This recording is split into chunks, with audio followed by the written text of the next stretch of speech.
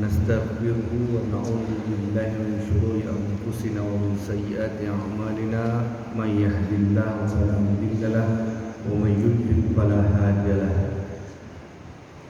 اللهم صل على سيدنا محمد وعلى آل سيدنا محمد وعلى أصحابه ومن تبعهم بإحسان إلى يوم الدين.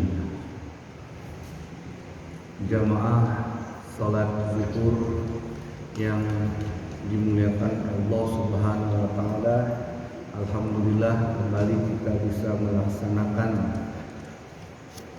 salat zuhur berjamaah di masjid yang kita cintai. Semoga kita selalu bersyukur atas nikmat-nikmat, atas segala nikmat yang Allah berikan, yang Allah Subhanahu wa taala berikan kepada kita, baik kekuatan, kesehatan, rezeki dan nikmat-nikmat lainnya. Salawat dan salam marilah terus kita panjatkan, sampaikan kepada junjungan kita Nabi besar Muhammad sallallahu alaihi wasallam. Semoga dengan salawat-salawat kepada beliau yang kita ucapkan selalu,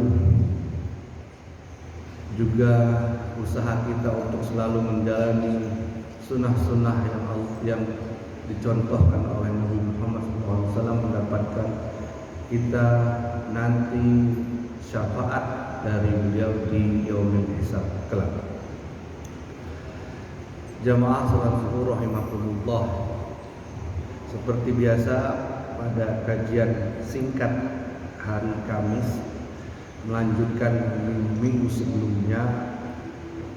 Pada kesempatan ini masih terkait dengan ayat-ayat atau tema-tema kehidupan dan kematian yang biasa termaktub dalam literatur sufi.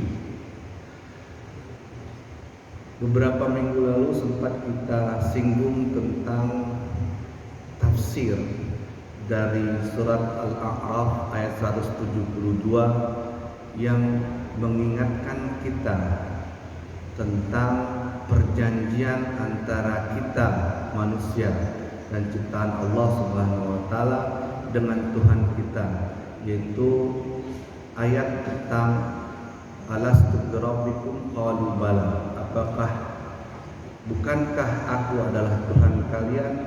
Manusia menjawab atau mereka menjawab iya. Terkait dengan ayat dari surat Al-A'raf 172 ini, pada kesempatan singkat kali ini juga kita bahas sedikit tentang ayat pada surat lain yang para mufassir masih mengait-ngaitkan dengan surat atau ayat yang sebelumnya, yaitu di Al-A'raf 172. Di ayat ini adalah ayat ini adalah bagian dari surat Al-Ahzab ayat 72. Kalau tadi Al-A'raf 172, sekarang ayatnya adalah ayat dari surat Al-Ahzab ayat 72. Allah Subhanahu wa taala berfirman, Bismillahirrahmanirrahim. Inna aradnal amanata 'alas samawati wal ardh wal jibala fa'abaina an yahmilnaha washfaqna minha wa hamalaha al-insan innahu kana zaluman jahula. Yang artinya Allah Subhanahu wa taala berfirman, sesungguhnya kami telah mengemukakan amanah kepada langit, bumi dan gunung-gunung, maka semuanya enggan untuk memikul amanah itu dan mereka khawatir akan mengkhianatinya. Dan dipikullah amanah itu oleh manusia. Sesungguhnya manusia itu amat zalim dan amat bodoh. Ayat 72 dari surat Al-Ahzab ini salah satu ayat yang menurut para mufassir rumit dan kompleks untuk ditafsirkan. Karena apa? Karena di ayat tersebut berbunyi tentang bahwasanya amanah tadi, ketika amanah ditawarkan kepada makhluk-makhluk besar, gunung, langit, kemudian semua makhluk-makhluk besar tadi semuanya enggan untuk memikul amanat itu. Lalu manusia ditawarkan, kemudian dipikulah amanat tadi terhadap manusia. Di ayat terakhir tersebut ada dua kata yang maknanya berlawanan atau memiliki paradoks dalam makna, yaitu antara zalim dan amat bodoh dengan manusia yang menerima amanat tersebut. Kalaulah manusia ini zalim dan amat bodoh, kenapa manusia memikul amanat tadi? Artinya kenapa manusia menerima amanat tersebut? Bukankah manusia adalah makhluk yang zalim dan bodoh, tapi justru manusia yang menerima amanah yang ditawarkan oleh Allah, yang sebelumnya sempat ditawarkan kepada makhluk-makhluk besar. Inna aradnal amanata 'alas samawat, sesungguhnya kami telah menawarkan amanat ini kepada langit, lalu kepada bumi, lalu kepada gunung. Fa'abaina, semuanya enggan untuk memikul, enggan untuk menerima amanat tersebut. Ayyahmilnaha wasyfaqna minha wa hamalal insan. Akhirnya dipikullah amanat, ditawarkanlah kepada manusia dan manusia menerimanya. Innahu kana zaluman jahula. Sungguh manusia dalam keadaan zalim dan bodoh. Kenapa para mufassir menganggap ayat ini termasuk yang paling sulit untuk ditafsirkan? Bukan berarti tidak bisa ditafsirkan, tetapi banyak pertimbangan untuk menafsirkan atau butuh pertimbangan yang lebih detail dan dalam menafsirkan ayat ini. Karena ada dua kata tadi, zaluman jahulan, zalim dan bodoh, tapi justru yang menerima amanah, yang menimbulkan perbedaan pandangan para mufassir dan menimbulkan kerancuan dalam memahami ayat tersebut karena ada dua kata tersebut. Sejumlah besar mufassir menganggap ungkapan ini sebagai celaan bagi manusia, dan sekelompok mufassir lain menganggap ungkapan zaluman jahulan ini adalah pujian. Jadi sebenarnya zalim dan bodoh ini pujiankah atau celaan terhadap manusia? Dari sebuah artikel yang kami kutip disebutkan bahwasanya ada lebih dari 150 tafsir yang menafsirkan ayat ini. 10 makna yang menjelaskan tentang makna kezaliman tadi, dan 14 makna menafsirkan makna kebodohan dalam tafsir tersebut. Dan kemudian ditemukan juga bahwa berdasarkan temuan penelitian dalam artikel tersebut, kedua gambaran tersebut merujuk pada sifat alamiah yang ada pada diri manusia yang menjadi dasar menerima amanah Tuhan. Jadi kesimpulan yang didapat dari artikel ini bahwasanya betul manusia adalah zaluman jahulan. Karena itu sifat dasar dan alamiah dalam diri manusia, makanya manusia menerima amanah tersebut, memikul amanah tersebut, karena amanah tersebut akhirnya didapat bukan lagi dengan perkataan tetapi dengan usaha. Jadi manusia sudah memikul amanah itu, dia berusaha untuk menjaga amanat yang diberikan Allah kepada manusia. Karena pada dasarnya amanah itu adalah titipan, dan itu bukan hanya lewat kata-kata atau bibir saja, dan titipan itu adalah dilakukan dengan usaha. Dan kita sebenarnya sedang mengusahakan untuk tetap terus menjaga amanat yang diberikan oleh Allah Subhanahu wa taala kepada kita, yang mana amanat tersebut sempat ditawarkan kepada makhluk-makhluk besar lain, dan mereka semuanya tidak sanggup atau sulit untuk menerima amanat tersebut. Jadi sebenarnya ungkapan ini meskipun tercela, zaluman jahulan, walaupun dua kata ini mengandung makna yang negatif, mengandung makna sifat yang tercela bagi manusia, tapi sesungguhnya bukan makna yang sebenarnya yang dimaksud ya, dalam penafsiran tadi, tapi sebenarnya itu adalah juga pujian kepada manusia yang memang pada dasarnya memiliki sifat zalim dan jahul dan bodoh.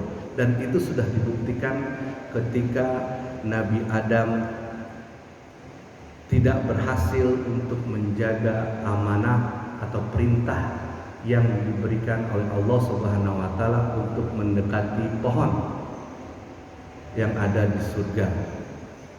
Dan ketika diminta oleh Allah atau Allah memerintahkan untuk supaya jangan mendekati pohon ini, tapi dengan godaan setan dan godaan iblis, akhirnya Nabi Adam mendekati pohon tersebut.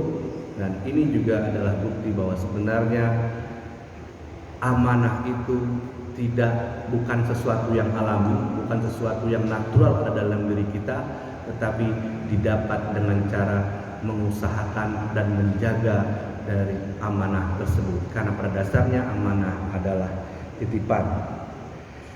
Jadi zaluman dan jahulan itu sebenarnya adalah atribut yang mengacu pada ekspresi karakteristik dasar pada manusia tertentu. Hadirin jamaah salat zuhur rahimakumullah, dalam kaitan ayat ini juga para mufassir sufi mengaitkan manusia pada dasarnya dan sesungguhnya manusia tinggal di bumi ini bukanlah kehendak manusia. Awalnya manusia tidak berada di bumi tapi berada di surga. Oleh karena itu menurut para mufassir dari kalangan sufi, kita yang tinggal di sini atau kita tinggal di bumi ini bukanlah kampung halaman kita. Kampung halaman kita sesungguhnya adalah berada di surga. Bagi siapapun manusia yang bernapas dan pernah hidup di bumi, dan bagi siapapun manusia yang jauh dari kampung halamannya, suatu hari ia pasti merindukan tempat ia berasal.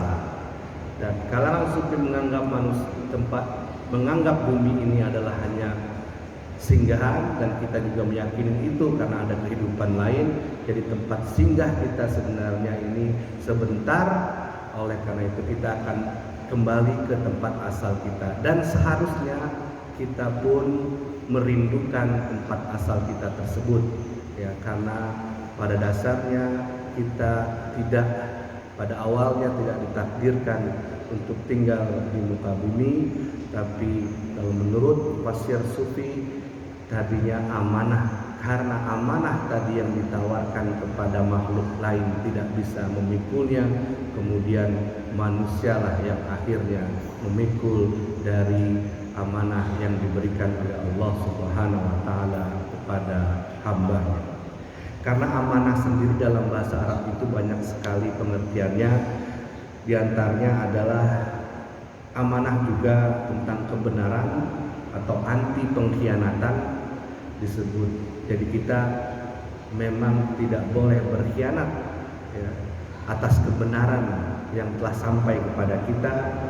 Juga kita berdiri dalam kebenaran. Ini juga bagian makna dari kata amanah. Kemudian ketulusan juga adalah amanah, kejujuran juga adalah amanah, juga amanah diartikan sebagai titipan. Hadirin rahimakumullah, semoga kajian singkat tentang tafsir dari ayat dari surat Al-Ahzab 72 ini menegaskan ingatan kita atau mengingatkan kita kembali tentang bahwasanya kita hidup.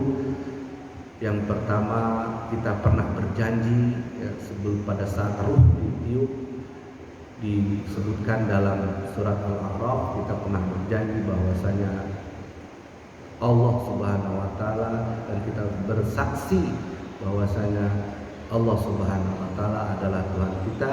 Kemudian di ayat ini, di ayat dari surat Al-Ahzab 72 ini juga kita pernah memikul atau pernah bersaksi atau pernah menyanggupi untuk memikul amanah yang diberikan kepada manusia.